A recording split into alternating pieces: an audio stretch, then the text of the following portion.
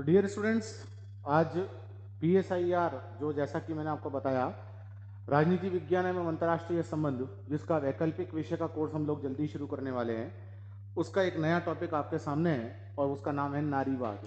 ठीक है, नारीवादी विचारधारा राज्य के विषय में क्या कहती है, आज हमें इसको ब्रीफली देखना है कि नारीवादी विचारधारा का राज्य के संदर्भ में क्या विचार है, स्टेट के संदर्भ में नारीवादी विचारधारा क्या मानती है, किसे वो सही मानती है, किसे वो गलत मानती है, और राज्य को वो किस रूप में देखती है, आज हमें देखना है। और जैसा कि आपको पता ही है कि जल्दी ही हम इसी महीने के एंड में लुका IAS के प्लेटफॉर्म पर PSIR ऑप्शनल सब्जेक्ट शुरू कर रहे हैं UPSC के लिए, political science and international relation, जो कि बहुत ही नंबर स्कोरिंग सब्जेक्ट है। अगर आप पिछले साल के ट्रेंड्स को देखें तो हिंदी मीडियम में बड़ा पॉपुलर हो गया है। क्लास के अंदर मैं डिटेल में समझाऊंगा और डिटेल में लिखवाऊंगा। आंसर राइटिंग प्रैक्टिस क्लास के अंदर होगी, पूरी तरह से कॉम्प्रेहेंसिव कवरेज इसका होगा। 4 से 4.5 महीने का कोर्स होगा, रेगुलर इसकी क्लासेस होगी, प्रैक्टिस सेट्स मैं आपको क्लास में क्वेश्चन प्रैक्टिस कराऊंगा, प्रीवियस ईयर क्वेश्चन जो है वो सॉल्व कराऊंगा। मतलब मान के चलिए कि आपको PSIR वैकल्पिक विषय में किसी प्रकार की समस्या नहीं आएगी। तो आज देखते हैं कि आखिरकार ये नारीवाद क्या होता है या फेमिनिज्म क्या होता है। ठीक है, जैसा कि आप जानते ही है और आपके सामने भी दिखा जा रहा है, फेमिनिस्ट थ्योरी या नारीवादी सिद्धांत क्या कहता है। नारीवाद या नारी अधिकारवाद की मुख्य मान्यता यह है कि समाज में जेंडर के आधार पर, लिंग के आधार पर शक्ति का विस्तृत प्रयोग किया जाता है। नारीवादी ये बोलते हैं कि समाज में लिंग के आधार पर या जेंडर के आधार पर शक्ति का विस्तृत प्रयोग किया जाता है। मतलब शक्ति के प्रयोग का आधार यह होता है कि कौन नारी है और कौन पुरुष है। पुरुष शक्तिशाली होने के नाते, जो वो शारीरिक और आर्थिक रूप से शक्तिशाली है, उसके होने के नाते वो नारियों पर आधिपत्य जमाता है।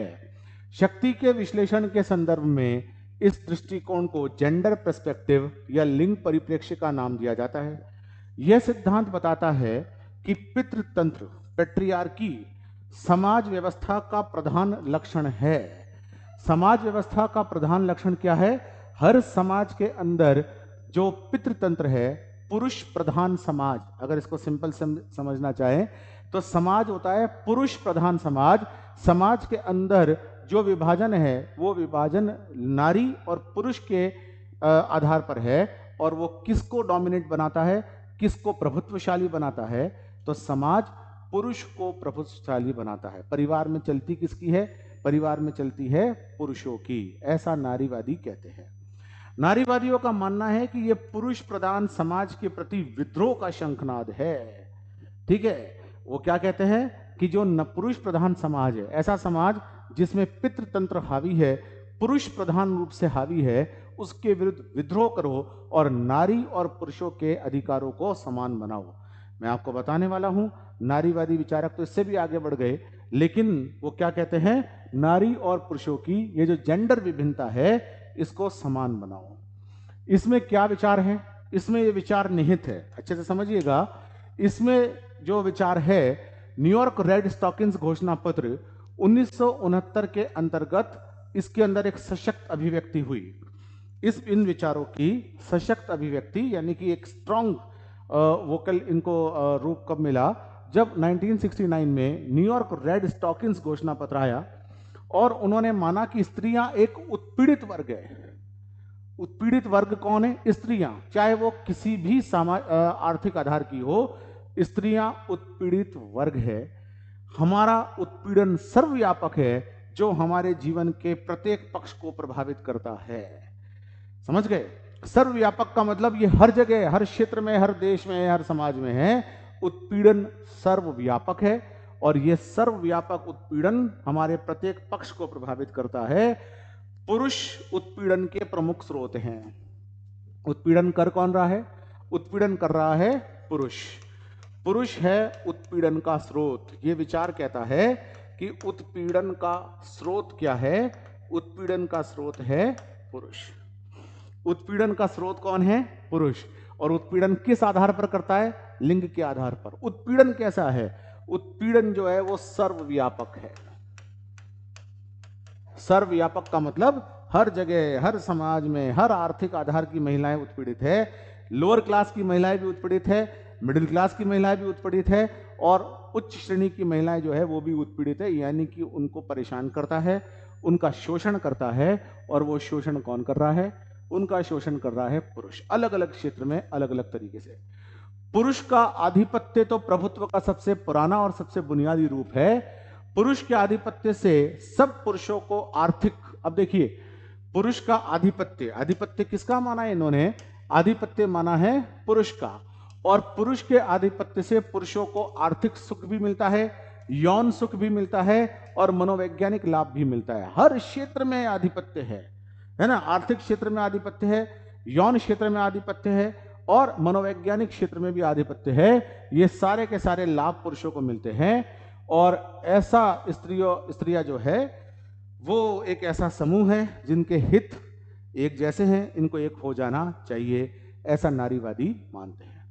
उनका कहना है कि समस्त स्त्रियों को एक भगनी समाज बनाना चाहिए, सिस्टरहुड के रूप में इकट्ठा होना चाहिए। सब एक दूसरे की बहनें माने, एक दूसरे को, भले ही एक ही मां से जन्म नहीं लिया हो, लेकिन हर स्त्री चूंकि शोषित हो रही है पुरुषों के द्वारा, इसलिए हर स्त्री को भगनी समाज बनाना चाहिए। भगनी समाज का मतलब होता है सिस्टरहुड की भावना जो है वो माननी चाहिए। ठीक है। और चाहे वो किसी भी वर्ग की स्त्रियां हों, चाहे किसी भी प्रजाति की स्त्रियां हों, काली गोरी हर तरह की स्त्रियां जो है उनका शोषण हो रहा है। और शोषण कर कौन रहा है? पुरुष। धनवान हो या निर्धन, उच्च जाति की हो या निम्न जाति की, श्वेत हो या अश्वेत, इस अंतर को भुलाकर स्त्रियों को पुरुषों के विरुद्ध एकजुट हो जाना चाहिए और मुक्ति के लिए संघर्ष करना चाहिए। तो नारीवादी विचारधारा की मूल बातें क्या है? शोषण का आधार है लिंग। ठीक है, जो शोषण का आधार है वो क्या है? लिंग। जरा देखते हैं कि नारीवादी विचारधारा का मुख्य आधार क्या है, मुख्य बातें क्या है। सबसे पहले यह है कि शोषण का आधार क्या है? शोषण का आधार, तो शोषण का आधार है लिंग। किसका शोषण हो रहा है? शोषणकर्ता कौन है? ठीक है, शोषण करने वाला या शोषणकर्ता, यह शोषण का स्रोत कौन है? शोषण का स्रोत है पुरुष। और स्त्रियां जो है वो चाहे किसी भी वर्ग की हो, किसी भी जाति की हो, किसी भी समाज की हो, किसी भी नस्ल की हो, सबका शोषण हो रहा है। पुरुष को इससे जो लाभ हो रहा है वो लाभ है आर्थिक लाभ। स्त्रियां काम करती है, कोई पैसा नहीं मिलता घर का। यौन सुख है ना, यौन संबंधों में भी प्रधानता किसकी है? पुरुष की। और तीसरा आर्थिक लाभ, यौन लाभ और सामाजिक लाभ। और इन सबको उसने क्या कहा है? भैया किसी भी इंसान के लिए यही सबसे बड़ा मनोवैज्ञानिक लाभ है। अगर आपको आर्थिक लाभ हो रहा है, यौन लाभ हो रहा है और सामाजिक लाभ हो रहा है, तो ये तो आपके लिए सबसे बड़ा लाभ है। इसलिए दुनिया की नारियों एक हो जाओ। क्या कहा इन्होंने? दुनिया की जितनी नारियां हैं वो एक हो जाए और अपनी मुक्ति के लिए क्या करे? संघर्ष करे। नारीवाद स्वयं राजनीति की नई परिभाषा की मांग करता है। इनका दावा है पुरुष की शक्ति केवल सार्वजनिक क्षेत्र तक ही सीमित नहीं है, बल्कि वो जीवन के हर क्षेत्र में, हर पेरिफेरी में प्रभावित करता है। केवल सार्वजनिक जीवन में ही पुरुष प्रभुत्वशाली नहीं है, वो जीवन के हर पहलू में प्रभुत्वशाली है। व्यक्तिगत क्षेत्र में भी पुरुष का आधिपत्य है।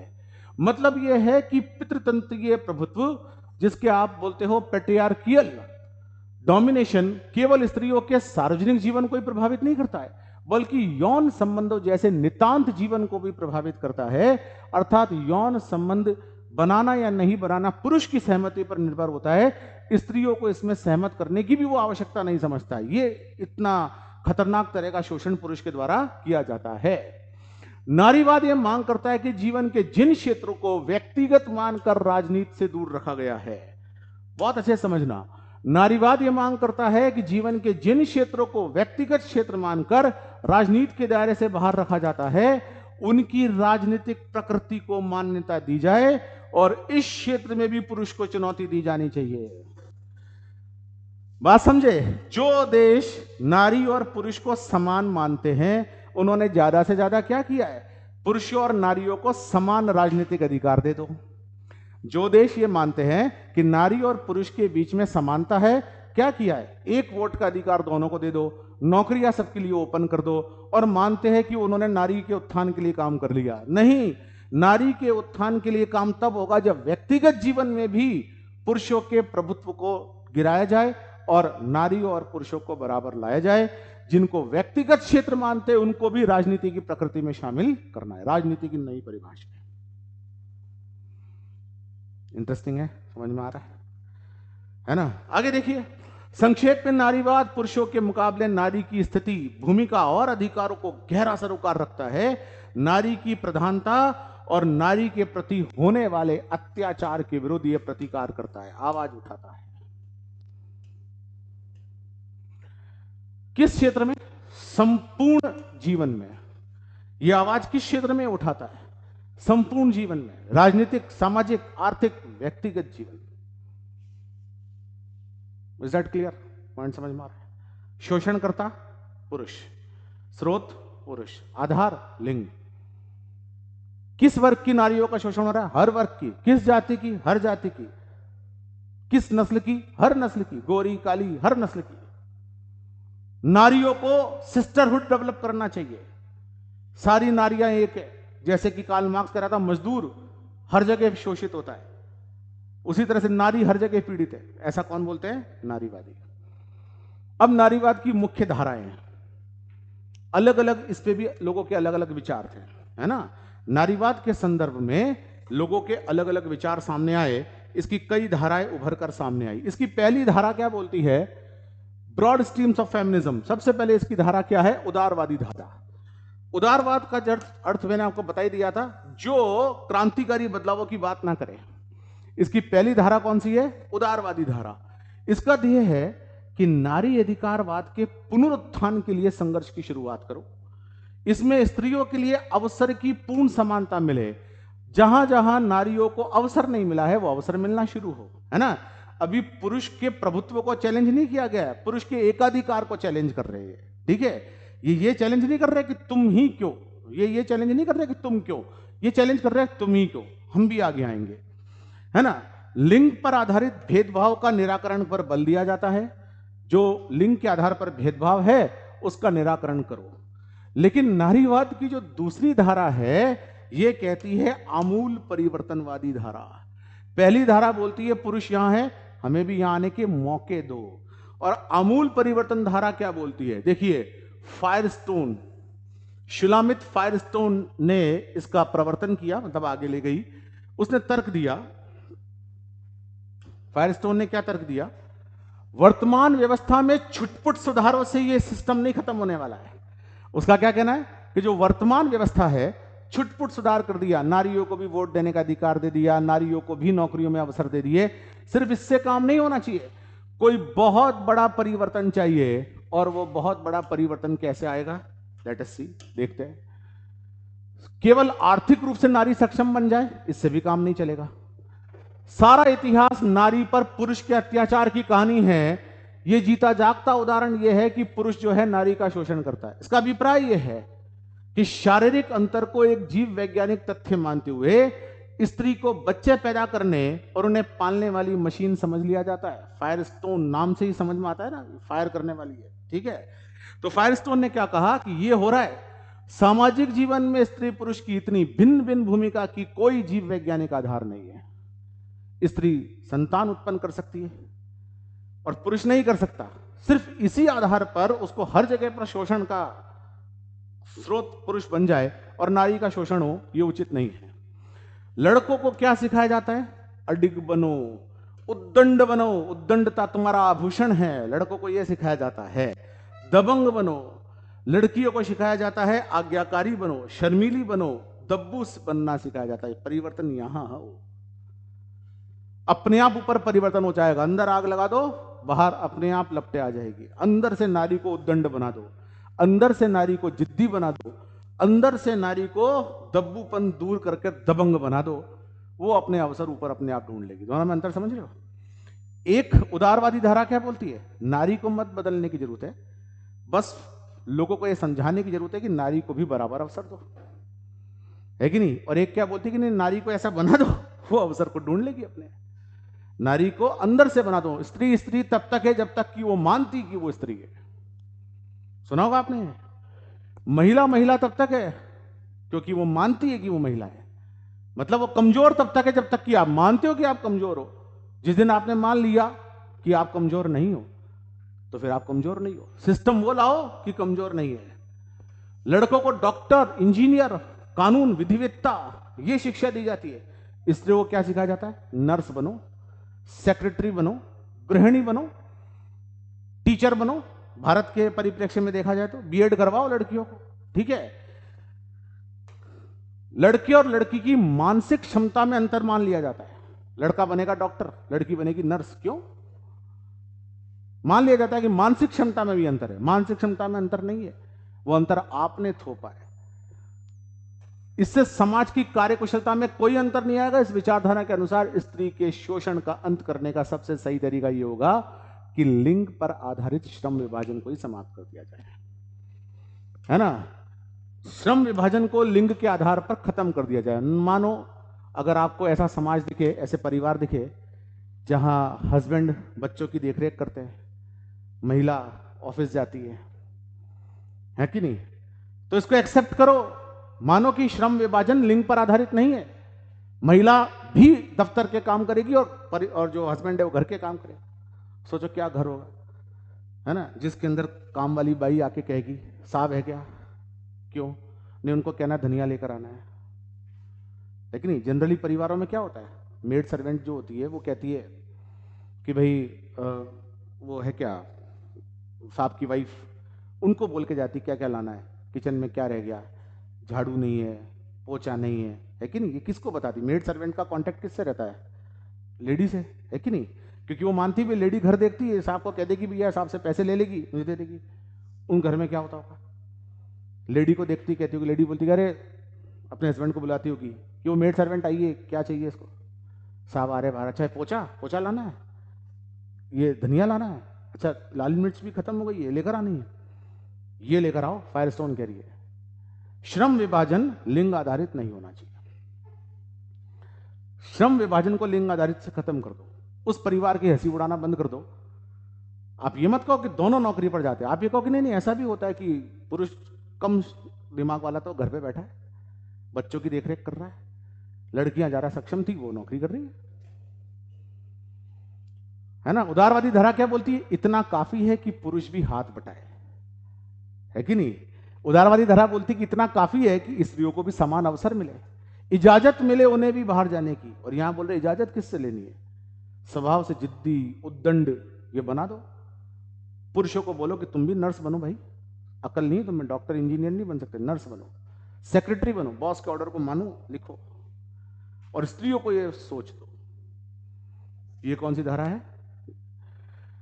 तो इसके लिए परंपरागत न्यूक्लियर फैमिली का पुनर्गठन करना होगा, मूल परिवार का। और यह विचार नारी मुक्ति आंदोलन के रूप में व्यक्त हुआ है। कई नारीवादियों ने ऐसी स्वायत्त बस्तियां बनाने की हिमायत की है जिसमें उनके उत्पीड़न के लिए पुरुष की कोई जगह नहीं होगी। यह विचारधारा इतनी आगे बढ़ गई, बोले विवाह नामक संस्था खत्म कर दो। पुरुष को उत्पीड़न का वैधता किससे मिलती है? विवाह से। मैं पति हूं, मेरे लिए काम करो, मैं पति हूं मेरी चलेगी, मैं पति हूं मेरी चलेगी। तो भाई तू पति नहीं है, तू कौन? तू खामाखा। बात समझे कि नहीं समझे? ये समझ में आया कि नहीं आया? ये धारा इतनी विस्तृत है जो ये कहती कि अलग बस्तियां स्त्रियों की हो, सब जगह स्त्रियां स्त्रियां हो, तो लिंग आधारित जो शोषण होता है वो होगा ही नहीं। पुरुष रखो ही नहीं भाई, जरूरत ही नहीं। क्या क्या जरूरत है? समाज बोलता है कि भाई लड़की की शादी करो, हस्बैंड के सहारे की जरूरत है। क्यों? माना जाता है कि स्त्रियां कमजोर है। नहीं है कमजोर तो शादी मत करो। अगर किसी लड़की को किसी लड़के से संबंध बनाना होगा तो बिना शादी के बना लेगी। और ऐसी स्थिति में व्यक्तिगत जीवन में भी दोनों की बराबर चलेगी कि नहीं चलेगी? है ना, ये बाध्यता खत्म कर दो कि ये तुम्हारी ड्यूटी है पत्नी होने के नाते, है कि नहीं। तो अगर मान लो एक लड़का और लड़की साथ रह रहे हैं और कोई पति और पत्नी का रिलेशनशिप नहीं है, तब दोनों की ड्यूटी है एक दूसरे का ध्यान रखने की। रखे तो ठीक है, नहीं रखे तो भाई तू कौन, खामा का, ठीक है ना। इस कॉन्सेप्ट को समझे।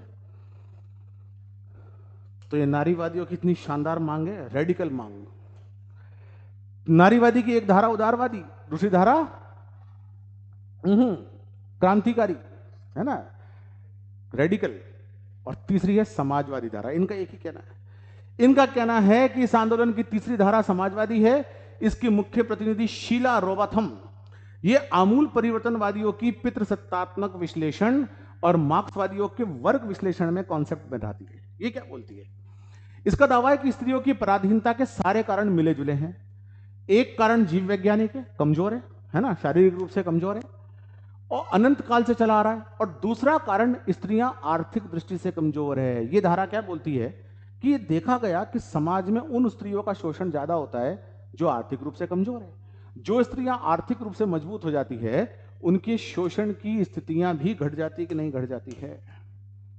ये धारा कहती है। मार्क्सवादी का मतलब अर्थव्यवस्था से जोड़ के देखता है। आर्थिक दृष्टि से पुरुष प्रधान समाज है, सारी संपत्ति का स्वामी पुरुष है, स्त्री भी पुरुष के समान संपत्ति का स्वामी उसको बना दो। अगर संपत्ति का स्वामी पुरुष की बजाय स्त्री हो जाएगी तो क्या उसका शोषण होगा? एक परिवार में पति और पत्नी में से पत्नी के नाम संपत्तियां हैं, अब पति शोषण करेगा,